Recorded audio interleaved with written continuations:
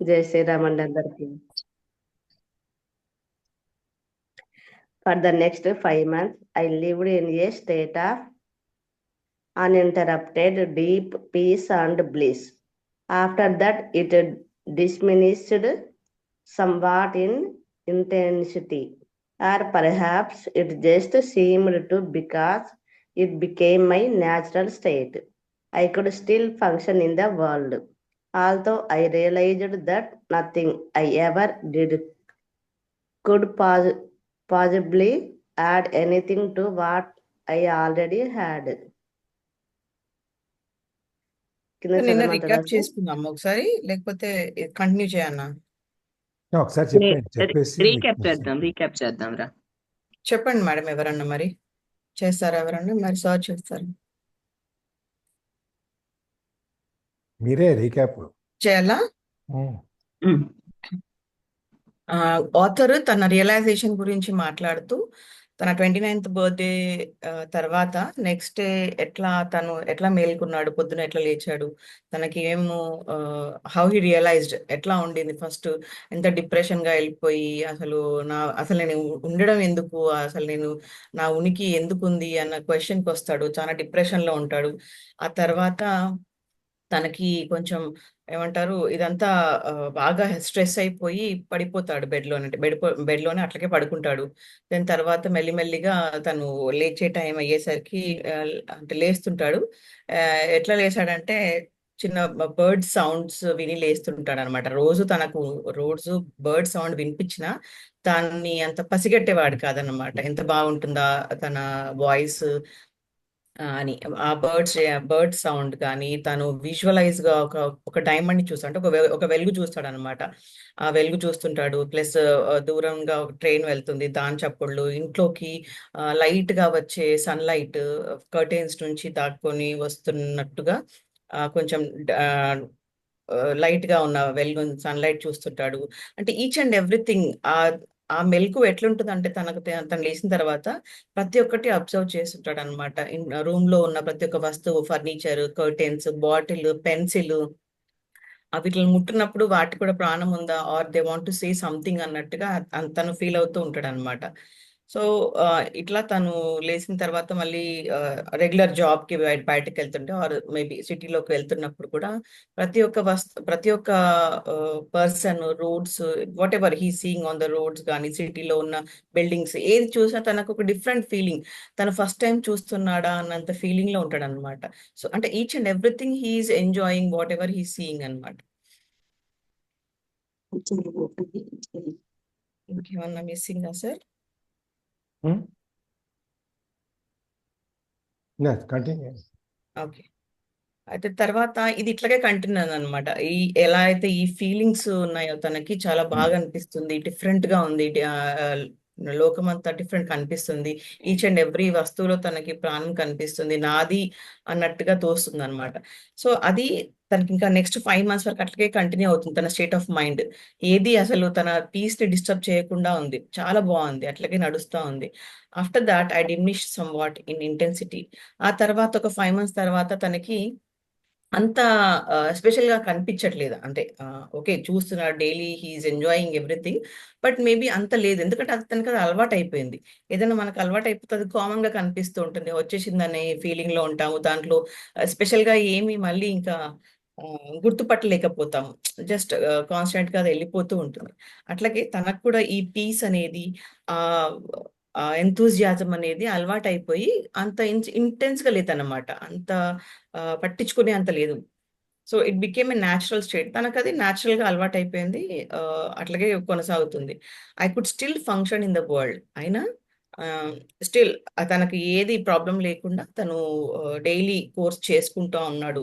ఆఫీస్కి వెళ్ళడము, సొసైటీతో మింగిల్ కావడము, ఇంటికి వెళ్ళడము, ఇవన్నీ రెగ్యులర్ గా జరుగుతూ ఉంది. Although I realise that nothing ever I did could possibly add anything to what I already had. So ఇక్కడ ఏమంటున్నాడంటే, ఇక ముందు నేను ఏది చేసినా అది మాత్రం నా ప్రీవియస్ దానికి యాడ్ ఇంకా కాదు.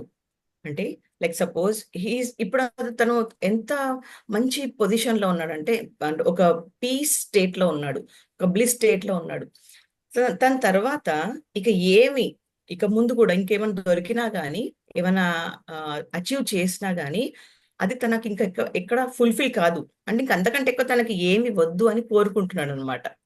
లైక్ ఇప్పుడు సపోజ్ ఆల్రెడీ తన దగ్గర ఒక full glass of water bottle ఉందనుకోండి, గ్లాస్ ఆఫ్ వాటర్ ఉందనుకోండి, దాంట్లో ఇంకెంత పోసినా అది అంటే అవసరం లేదు అక్కడ పోయడానికి.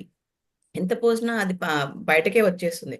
సో ఆల్రెడీ హీఈస్ ఎ ఫుల్ఫిల్డ్ పర్సన్ అనమాట. అది అని చెప్తున్నాడు.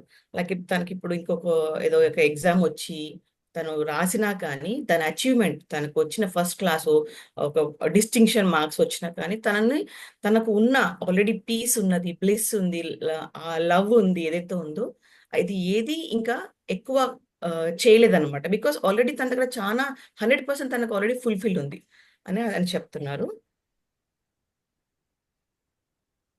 సార్ యాడ్ చేస్తారా? ఏం లేదు, బాగా చెప్పారు. ఈ లాస్ట్ సెంటెన్స్ చాలా ఇంపార్టెంట్ అయింది తనకి. బికాస్ అంటే తను ఏమంటున్నాడంటే తన దగ్గర ఉన్న దానికి తను ఆల్రెడీ తన దగ్గర ఏమున్నా, మేబీ ఆయన he's not a world rich person, but whatever he's having, he's very much comfortable, he's very much peace. అన్నీ ఉన్నాయి నా దగ్గర. ఇక ముందు ఏదొచ్చినా అది నాకు అడిచినే తప్ప అదేదో ఫుల్ఫిల్ నన్ను మాత్రం చెయ్యదు అని చెప్తున్నాడు. నెక్స్ట్ మూవ్ చేయండి sir.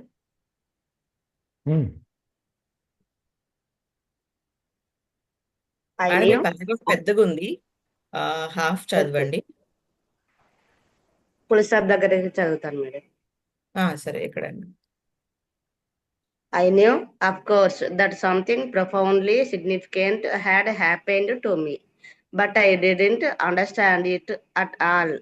It was not until several years later, after I had read spiritual texts and spent time with spiritual teachers, that I realized that what everybody was looking for had already happened to me. I understood that the intense pressure of suffering that night must have forced my consciousness to withdraw from its identification with the unhappy and deeply fearful self, which is ultimately a fiction of the mind. అక్కడ ఆపుదామా, ఇంకొంచెం కిందకి వెళ్దాం? ఇక్కడ కావాలండి, ఇక్కడ అయిన తర్వాత మళ్ళీ కింద సార్ ఇక్కడ దాకా చెప్పి మళ్ళీ కింద తర్వాత నెక్స్ట్ మీరు ప్రీవియస్ పారాగ్రాఫ్ కి ఏమైనా యాడ్ చేస్తారా? లేదు, అక్కర్లేదు, ఏం అక్కర్లేదు, మీరు బాగా కవర్ చేశారు. Okay. I knew, of course, that something profoundly significant happened to me. So తన స్టేట్ ఆఫ్ మైండ్ గురించి మాట్లాడుతున్నారు. తనకు ఆల్రెడీ అర్థమైపోయింది, ఈ 6 months నుంచి 5 months నుంచి నేను కొంచెం డిఫరెంట్ గా ఉన్నాను, నా మైండ్ అంతా చేంజ్ అయిపోయింది, నా బిహేవియర్ లో చేంజ్ వచ్చిందని తను రియలైజ్ అవుతున్నారు. కానీ అది ఏంటో అని పర్టికులర్ గా చెప్పలేకపోతున్నాడు. It wasn't until several years later, after I had read spiritual texts and spent time with spiritual teachers. So ఇది తనకు ఎప్పుడు అంటే ఏంటి, ఎందుకు ఇట్లా అయింది, అసలు అది ఏంటి అని చెప్పడానికి తనకు చాలా ఏళ్ళు పట్టింది అనమాట. రియలైజేషన్ అయితే తను అయ్యాడు, ఏదో రియలైజేషన్ అయ్యింది, తను చాలా ఎంజాయ్ చేస్తున్నాడు, చాలా బాగుంది అని తను ఫీల్ అవుతున్నాడు. కానీ అసలు అది ఏంటి అని తను పర్టికులర్ గా చెప్పలేకపోతున్నాడు. ఎప్పటి వరకు అంటే కొన్ని ఇయర్స్ వరకు తనకు అట్లా చెప్పలేని పరిస్థితుల్లో ఉన్నాడు, but he's enjoying his life.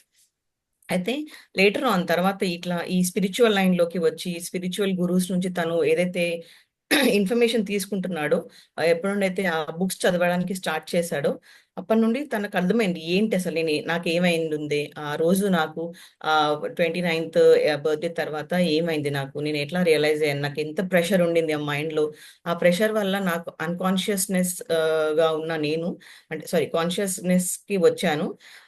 With all నా సఫరింగ్ అంతా, ఆ నైట్ అంత డిప్రెషన్ లో ఉండి కూడా తర్వాత మెల్లిమెల్లిగా దాంట్లో నుంచి నేను బయటపడ్డాను, నా పీస్ అంతా వచ్చేసింది నాకు దగ్గరికి, నా డిప్రెషన్ అంతా పోయింది అని అని చెప్తున్నాడు. With the unhappy and deeply fearful self which is ultimately a fiction of the mind. అది అంటే ఒక కట్టుకథగా తనకు అయ్యిందనమాట. అది ఆ సిచ్యువేషన్ అనేది ఒక కట్టుకథగా ముందుకు వెళ్ళిపోయింది with all the peace and love. This withdrawal ఇక్కడ చదివిందాం సార్, మైండ్ వరకే చదివింది కదా మైండ్ వరకు చదువు. అవును మేడం.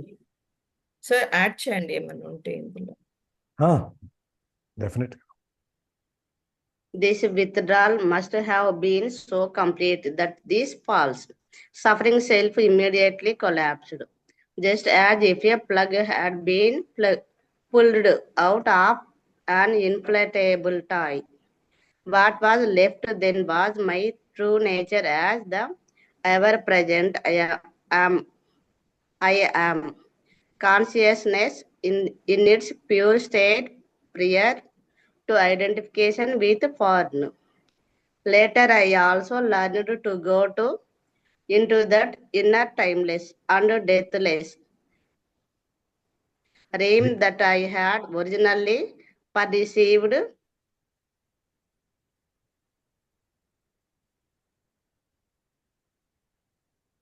చదువుతున్నారా మేడం? చదువుతున్నాను మేడం. ఒక్క నిమిషం నేను డిస్టర్బ్ చేసి కాన్షియస్ ఇక్కడే కదా పర్సీవ్డ్ దగ్గర sir. As a void. Later, I also had originally perceived as a void and remained fully conscious. Okay. Remain fully conscious. I dwelt in states of such indescribable bliss and sacredness that even the original experience I just described pales in comparison. A time came when for a while I was left with nothing on the physical plane. I had no relationships, no job, no home, no socially defined identity. I spent almost 2 years sitting on park benches in a state of the most intense joy. Okay, ఇక్కడ చాలు. Yeah.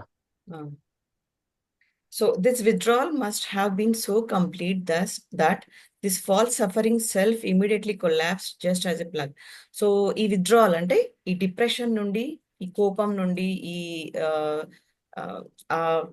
ఏమంటారు falls imagination నుండి తను ఒక్కసారి ఈ piece కి వచ్చాడో, ఈ లవింగ్నెస్ కి వచ్చాడో, ఏదైతే అబ్జర్వేషన్ కి రియలైజేషన్ కి వచ్చాడో, అది ఎట్లుంది అంటే తనకి లైక్ ప్లగ్ లో నుంచి మనము వైర్ ని లాగేసినప్పుడు టాయ్ ఎట్లాగైతే సైలెంట్ అయిపోతుందో అట్లాగా ఉందన్నమాట. అంటే అంత డ్రాస్టికల్లీ జరిగింది. So what was left then was my true nature as ever I present. So తర్వాత ఏమైందంటే నేను I came into my self nature. అంటే నా నార్మల్ గా ఒక మనిషి పుట్టినప్పుడు ఎంత కామ్ గా ఏమి తెలియకుండా ఎంత పీస్ఫుల్ గా ఉంటాడో ఆ స్టేజ్ కి నేను వెళ్ళిపోయాను అని చెప్తున్నాడు. ఆ మొత్తం ఆ ఇంటెన్స్ విత్డ్రావల్ అంటే intense transformation from the depression to peace ఎట్లా జరిగిందంటే మనం టాయ్ ప్లగ్ లో పెట్టి వైర్ ప్లగ్ లో పెట్టినప్పుడు టాయ్ ఎట్లా ఆడుతూ ఉంటుందో, ఒకసారి తీసేస్తే ఎట్లా ఆగిపోతుందో అంత ఇంటెన్స్ గా నా లైఫ్ లో ఇవన్నీ ఆగిపోయి చాలా మంచి పీస్నెస్ లోకి వచ్చేసినాను. That was what was left, that was my true nature and ever present. అంటే సేమ్ థింగ్ లైక్ తను అదే చెప్తున్నాను. నేను ఇదంతా అయిన తర్వాత ఒక చిన్న అబ్బాయి లాగా, ఒక చిన్న బాబు లాగా అయిపోయినాను. ఎవరికైతే ఏమీ తెలియదు ప్రపంచం గురించి, but he's very calm, still he's enjoying each and everything అని చెప్తున్నాడు. Consciousness in its pure state prior to identification with form. Sir ఇది ఎట్లా చెప్పొచ్చు? Consciousness Consciousness in its pure state prior to the identification from. Later, I also learned to go into the inner timeless. అదే కదా ఈ consciousness in its pure state prior to identification ఎట్లా చెప్పొచ్చు? ఒక మనం బొమ్మలో నుంచి మనకు ఇప్పుడు ప్లాస్టిక్ టాయ్స్ వస్తాయి కదా, మన బొమ్మలు వస్తాయి, రబ్బర్ బొమ్మలు వస్తాయి, దాంట్లో మనం గాలి నింపుతాం. గాలి నింపినప్పుడు ఇట్లా ఉబ్బిపోయి ఉంటాయి. దాంట్లో నుంచి మెల్లగా గాలి తీసేసాం అనుకోండి, ఏమవుద్ది? ఆ బొమ్మ అంతా చప్పబడిపోతుంది. కానీ దాంట్లో కొద్దిగా గాలి ఉంటుంది ఇంకా కూడా. అది నేను అంటే ఇక్కడ ఈయన జీవితంలో ఈయన మొత్తం ఆ వెక్సేషన్, ఫ్రస్ట్రేషన్, ఆ బాధలు ఇవన్నీ తీసేసిన తర్వాత మిగిలింది ఏంటి? ఆ నేను అనేది మిగిలింది అనమాట. ఆ కాన్షియస్నెస్. అది ఆ కాన్షియస్నెస్ ఎట్లా అంటే ప్యూర్ స్టేట్, అది పరిశుద్ధమైన ఆత్మలాగా. ఇంతకుముందు ఆ ప్రయర్ టు ఐడెంటిఫికేషన్, ఆ గుర్తించుకున్న ఆ పూర్వజన్మలు, అంటే పూర్వజన్మలు అంటే ఈ అవేకనింగ్, ఈ మార్పు జరగక ముందు ఉన్న పర్సనాలిటీకి, ఇది జరిగిన తర్వాత ఉన్న పర్సనాలిటీకి చూసుకుంటే ఆయన ఆత్మ కానీ ఆయన మనిషి కానీ ఎవరు ప్రజెంట్ ఆయాం నేను అనేది పరిశుద్ధంగా తయారైంది, పరిశుద్ధమైన ఫామ్లో వచ్చింది అని చెప్పాను. Okay. Later, I also learned to go into the inner timeless and deathless realm that I had originally perceived as a void and remain fully conscious. So తర్వాత కాలంలో ఆఫ్టర్ సమ్ ఇయర్స్ ఆయన ఏం రియలైజ్ అయ్యాడంటే అంటే ఎక్కడైనా తను ఒక time అనేది ఆపగలుగుతాడు అనమాట. అక్కడే స్టేట్ ఆఫ్ మైండ్ ని తను ఉంచగలిగే శక్తి తను పొందుతాడు later on. That I had originally perceived as a void and remain fully conscious. So ప్రతి ఒక్క విషయాన్ని తను చాలా కాన్షియస్ గా అనుభవిస్తున్నాడు అనమాట. ఒక బ్రీత్ తీసుకోవడం కానీ, నలుగురితో మాట్లాడటం కానీ, ఏదైనా చాలా ఫుల్లీ కాన్షియస్ తోని తను రియలైజ్ అవుతున్నాడు అనమాట each and every step of his life. I dwelt in states of such indescribable bliss and sacredness that even the original experience I just described pales in comparison. In states of such indescribable bliss and sacredness. So తర్వాత తను కొంచెంగా మెల్లిమెల్లిగా ఈ spiritual side వెళ్తూ ఉన్నాడు అనమాట. I just describe pales in comparison. Sir ఇది కూడా చెప్పరా? అది ఆయన ఆ బ్లిస్ అనేది ఆనందము, ఆత్మానందము, పరమానందము, తర్వాత ఆ సాక్రెడ్నెస్ అంటే పవిత్రత, ఇవన్నీ ఆ ఫస్ట్ ఒరిజినల్గా మొదటి రోజు రాత్రి ఆ స్ట్రగుల్ తర్వాత పొద్దునే లేచినప్పుడు కనపడిన దానికిను, ఇప్పుడు మెల్లమెల్లగా ఆయన ఈ స్పిరిచువల్ టెక్స్ట్లు, పుస్తకాలు చదివి గురువులతో తిరిగి నేర్చుకుని తర్వాత తనకు తానుగా ఇక్కడ మెయిన్ ఏంటంటే go into that inner timeless and deathless realm that I had originally perceived. మొదట్లో ఆయన అనుకున్నట్టు కంటే కూడా ఆ లోపలికి వెళ్ళి అంతర్ముఖుడయ్యేటువంటి అంతరాత్మని తను చూసుకోగలిగిన, మనసును చూసుకోగలిగి, టైమ్లెస్నెస్, అసలు అక్కడ ఒక టైం లేదు, లేకపోతే భయం అనేది లేదు, చావు అనేది లేదు, ఏమీ లేదు. అటువంటి ఒక అత్యున్నతమైన సెల్ఫ్ యాక్చువలైజేషన్ స్టేజ్ అంటాం. దాన్ని పూర్తిగా మన మనసుని ఏకాగ్రత చేసి మనల్ని మనం చూసుకుని మన మనసుతో మనం ఆనందించే ఆ స్టేజ్ ఏదైతే ఉందో దాన్ని ఆ ఒరిజినల్ దాంట్లో కనుక కంపేర్ చేసుకుంటే, ఫస్ట్లో వచ్చిన దానికి తర్వాత ఈ నేర్చుకుని తర్వాత అభివృద్ధి చెందిన దానికి ఈ రెండింటిని కనుక మనం పోల్చుకుంటే ఆ మొట్టమొదటి ఎక్స్పీరియన్స్ తేలిపోయింది అనమాట, అంటే పలసపడిపోయింది అనమాట. అంటే ఈయన ఇప్పుడు వచ్చిన దాన్ని ఏదైతే ఉందో ఈ స్టేటుకి మొదట్లో మనం ఆల్దిద్దుకున్న స్టేజ్ నుంచి మనం ఆ బండిరా వరకు వచ్చిన స్టేజ్కి ఎంత తేడా ఉంటుందో ఆ విధమైనటువంటి తేడా వచ్చింది అనమాట. Okay. Later on, a time came when for a while I was left with nothing on the physical plane. So తర్వాత తనకి ఎలాంటి సిచ్యువేషన్ వచ్చిందంటే ఇక తను చేయడానికి ఏం లేదు. అంటే మెంటల్ గా he's fine, he's going good with the things. But later on he left with physical plane. అంటే చేయడానికి ఏమీ లేకుండా పోయింది. లైక్ తనకు ఒక రిలేషన్షిప్ అంటూ లేదు, జాబ్ అంటూ లేదు, ఒక ఇల్లు లేదు, సోషల్ ఐడెంటిఫికేషన్ ఏది లేకుండా అయిందనమాట. మేబీ తన జాబ్ లూజ్ అయినట్టుంది, మేబీ తన గర్ల్ ఫ్రెండ్ వైఫ్ తోని రిలేషన్షిప్ కూడా లేదు, ఇల్లు కూడా పోయింది, అన్నీ పోయినట్టున్నాయి. I spent almost 2 years sitting on park benches in a state of most intense joy. So ఇవన్నీ లేకున్నా తను చాలా హ్యాపీగా ఉన్నాడు అనమాట. పార్క్ లో ఉండడము, బెంచ్ పైన పడుకోవడం, ఇవన్నీ కూడా తనకి ఏది బాధ పెట్టలేదు అనమాట. ఇవన్నీ నా దగ్గర అసలు ఇంత ఏమీ లేదే, అంటే ఫిజికల్ గా మెటీరియలిస్టిక్ గా తన దగ్గర ఏది లేదని తను ఎప్పుడు బాధపడలేదు. బికాస్ తను లోపల నుండి సంతోషంగా ఉన్నాడు కాబట్టి తను చాలా జాయ్ ఇంటెన్స్, అంటే లోపల నుండి ఎంత లోపల అంటే ఇక హార్ట్ ఫుల్, మైండ్ ఫుల్ గా ఉన్నాడు తను. కాకపోతే మెటీరియలిస్టిక్ గా తన దగ్గర ఏది లేదు.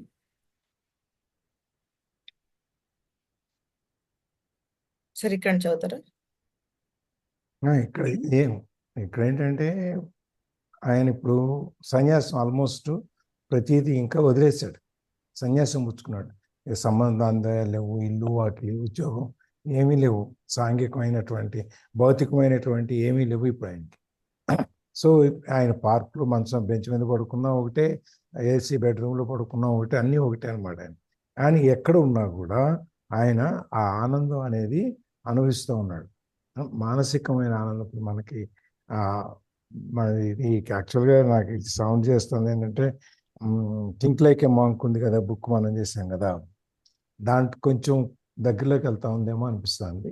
అవును సార్, నేను నిన్ననే అనుకున్నాను కొంచెం అదే అట్లానే దాంట్లో అబ్జర్వేషన్, బయట వెళ్తున్నప్పుడు అన్ని అబ్జర్వ్ చేయడం అదంతా. సో కొన్ని 2 సంవత్సరాలు దాదాపుగా ఈయన పార్కులో బెంచ్ మీద పడుకున్నా కూడా, మొదట్లో ఏ స్థితిలో అయితే ఉన్నాడో బెంచ్ మీద పడుకున్నా కూడా ఆయన అదే మానసిక స్థితిలో ఉన్నాడు. ఆ ఆనందాన్ని ఎప్పుడైతే కొత్తగా కనుక్కున్న ఈ ఆనందం ఏదైతే ఉందో దాన్ని ఎంజాయ్ చేస్తున్నాడు అన్నమాట.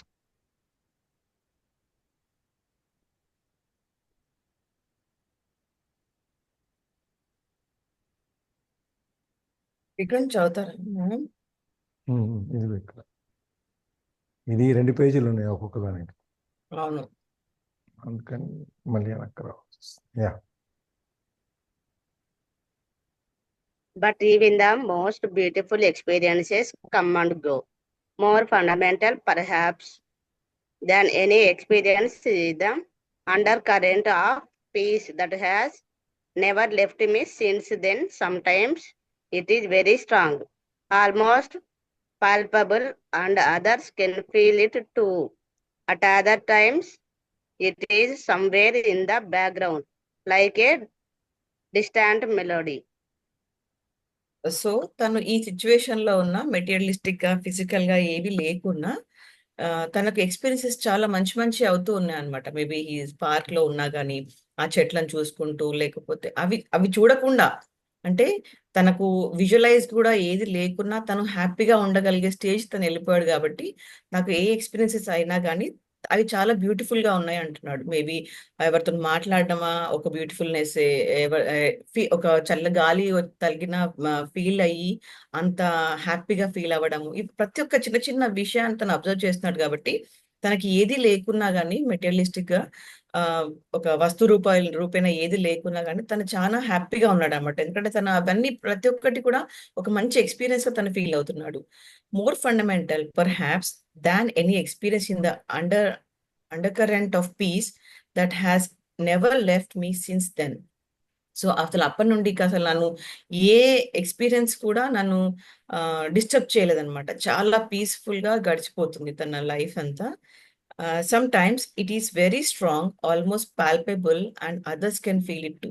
ఒక్కోసారి ఎట్లా ఉంది అంటే చాలా స్ట్రాంగ్ పీస్ఫుల్నెస్ ఉంది. ఒక్కోసారి నా ప్రతి ఒక్క నరము, ప్రతి ఒక్క కణువు కూడా ఆ ఎక్స్పీరియన్స్ అవుతుంది.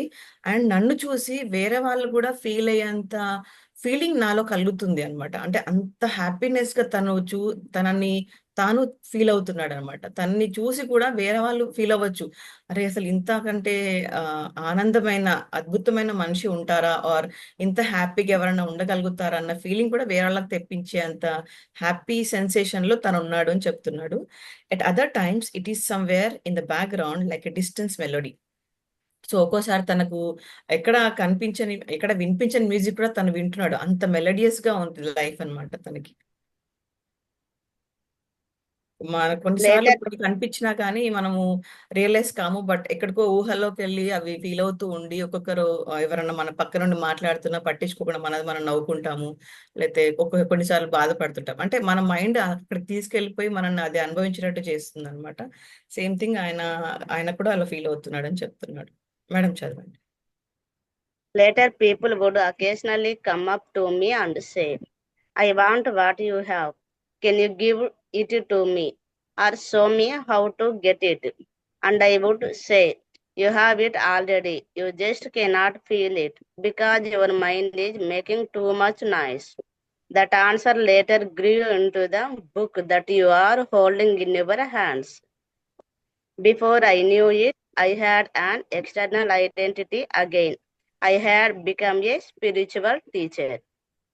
సో ఇక్కడ తను చెప్పాడు కదా, నన్ను చూసి వేరే వాళ్ళు కూడా రియలైజ్ అవుతున్నారు నేను ఎంత హ్యాపీగా ఉన్నానని. మేబీ అది చూసి జనాలు అడుగుతున్నారు అనమాట. పీపుల్ ఆర్ ఆస్కింగ్, మీ దగ్గర ఏముందో మాకు అది ఇస్తారా, మేము కూడా ఫీల్ అవ్వాలనుకుంటున్నాం, మేము కూడా రియలైజ్ అవ్వాలనుకుంటున్నాం అని అడిగినప్పుడు తను చెప్తాడనమాట, అది మీ దగ్గర ఆల్రెడీ ఉంది, కానీ మీది మీకు తెలియట్లేదు, ఆర్ మీ ఆర్ నాట్ రియలైజింగ్ బికాస్ మీ మనసులో కానీ మీ మైండ్లో కానీ చాలా ఎక్కువ అలజడి ఉందన్నమాట. ఒక చాలా పెద్ద నాయిస్ ఉంది కాబట్టి మీ దగ్గర ఏముందో అది మీరు ఉన్నదని రియలైజ్ అవ్వట్లేదు అని చెప్తాడు.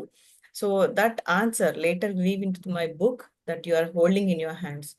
సో అది అది ఏంటి అని చెప్పడమే ఈ బుక్ సారాంశం అన్నమాట. సో ముందు ముందు చదువుతూ మనకు తెలుస్తుంది.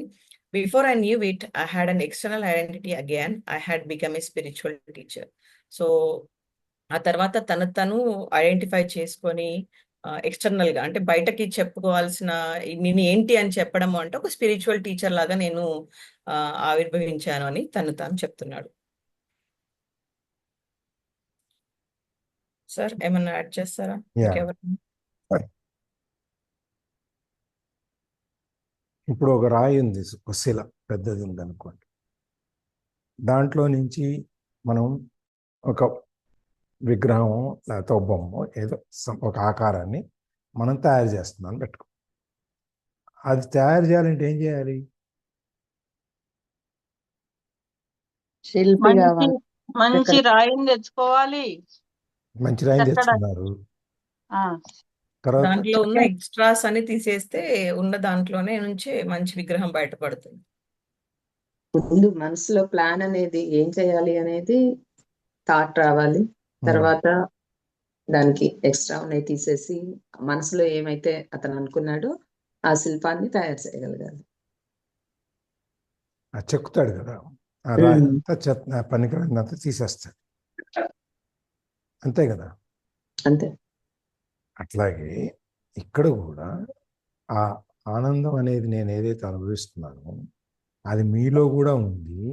మీరు చేయాల్సింది ఏంటంటే మీ దగ్గర ఉన్న మీకు పనికిరానటువంటిది ఏదైతే ఉందో మీ మనసులో, మైండ్లో, బాడీలో, ఇదేంట్లో ప్రతి దాంట్లో మీకు ఏదైతే పనికిరాని ఉందో అదంతా చెక్కేయండి, తీసేయండి. తీసేస్తే ఒక అందమైన శిల్పం ఏదైతే ఉందో అది మీకు కనిపిస్తుంది.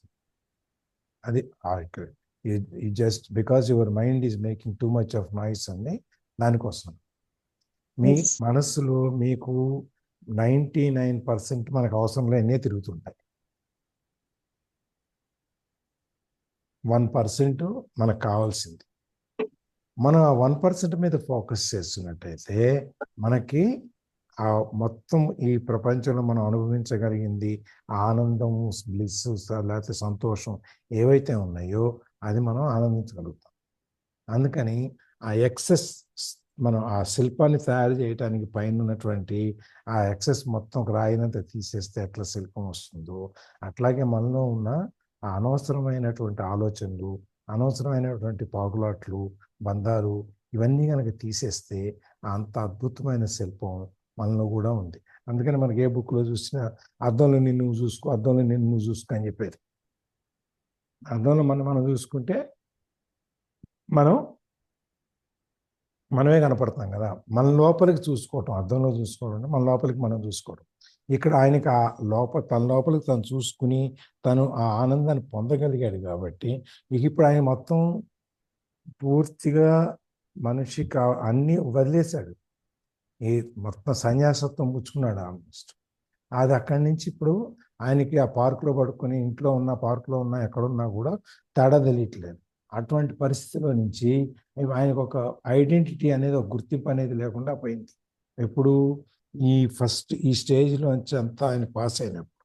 ఇప్పుడు మళ్ళీ ఎప్పుడైతే వాళ్ళందరూ వచ్చి మాకు చెప్పండి, మీరేం చేస్తున్నారు, మీ దగ్గర ఏముందో మాకు ఇవ్వండి అని అడిగేటప్పటికి మళ్ళీ ఆయన ఆ ఆన్సర్ ఏదైతే ఉందో, నిన్ను ఎలా తయారు చేసుకోవాలి, నీకు ఆ ఎక్సెస్ నాయిస్ అంతా నువ్వంతా ఎలా తీసేయాలి అని రాయటానికి దానికి చెప్పే ఆన్సరే ఈ పుస్తకం అయిందనమాట. అప్పుడు ఇమ్మీడియట్గా ఏమైంది, ఈయనకి లేని ఎక్స్టర్నల్ ఐడెంటిటీ, లేని గుర్తింపు, ఇదివరకు గుర్తింపు లేదు కదా, పోయింది కదా మొత్తం అంతా, మళ్ళీ వచ్చింది ఆయనకి ఆ గుర్తింపు అంతా. ఎందుకంటే ఆయన స్పిరిచువల్ టీచర్, ఆధ్యాత్మిక ప్రవక్త అయ్యాడన్నమాట. అది ఇప్పుడు దీనికి మనకి ఇంట్రడక్షన్ దాకా ఇక్కడ. అక్కడి నుంచి ఇంకా ఈ బుక్ గురించి ఇంకా ఉంది, అది వెళ్దాం. ఒక్క నిమిషం నేను రికార్డింగ్ ఆపేసి మళ్ళీ వస్తాను.